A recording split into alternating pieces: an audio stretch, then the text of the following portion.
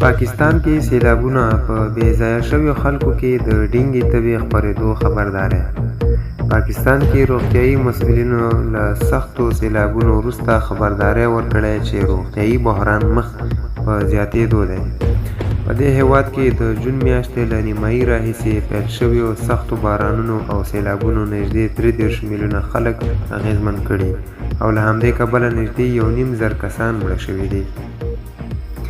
په داسې حال کې چې لا هم د هیواد په ځینو برخو کې د خلکو ژغورنې چارې روانې دي، روغتیا پالانو د ډینګي تبې، مالاریا او نس ناستې په څېر میکروبي ناروغیو د ډېرېدو خبرداری ورکړی دی.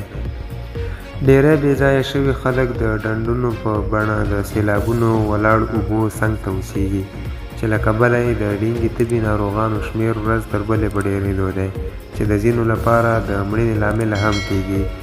په سویلي سند ایالت کې د ډینګي تبې نویو ناروغانو شمېر 3830 تنه ښودل شوی او د روغتیايي مسؤلینو په وینا لږ تر لږه 9 کسان له همدې کبله مړه شوي، خو داسې اندېښنې شته چې دا شمېر خورا زیات محتاطانه دی.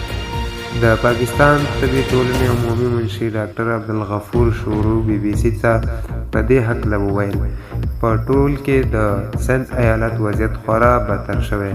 موږ په ټول ایالت کې طبي کمپونه چمتو کوو چې ډېر ناروغان وینو پکې ډینګي تبې اخته دي. ورپسې بیا د ملاریا ناروغانو شمېر ډېر دی. ډاکټر شور چې د کراچۍ په آغا خان روغتون کې د ډینګي تبې ناروغانو درملنه کوي وایي راتلونکو ورځو کې ښایي وضعیت نور هم ناوړه شي.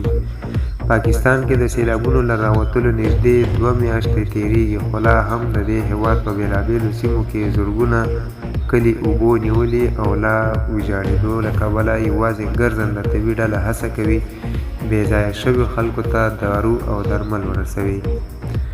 خو داسې ډلې چې په ګاونډیو کې لرې پرتو سیمو ته سفر کوي لږ او خورا ځنډ خلکو ته رسېږي.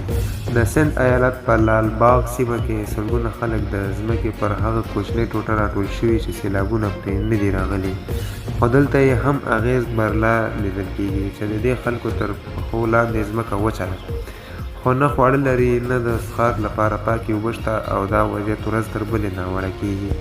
تېره اونۍ د ملګرو ملتونو عمومي منشي انټونیو ګوتریش هم پاکستان ته د سیلاب ځپلو سیمو لیدو ته ورغلی و او د وضعیت په هکله یې اندېښنه څرګنده کړې وه، خو اوس هغو کورنیو ته هم هېڅ نه دي ورپاتې چې ښاغلي ګوتریش ورسره تېره اونۍ لیدلي وو. نوموړي له پاکستان سره په اوسني وضعیت کې نړیوالې ټولنې مرسته د سخاوت پر ځای د عدالت موضوع بللې وه.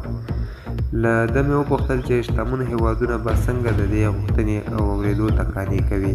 ښاغلي ګوتریش وویل شتمن هېوادونه باید د پاکستان غوندې بې وزله هېوادونو سره له غمیزو وتلو کې مرسته وکړي. نوموړي راته وویل موږ یوې داسې نړۍ ته اړتیا لرو چې امنیت او سوله پکې هلته تضمین کېږي چې بې عدالتي پکې کمه کړو.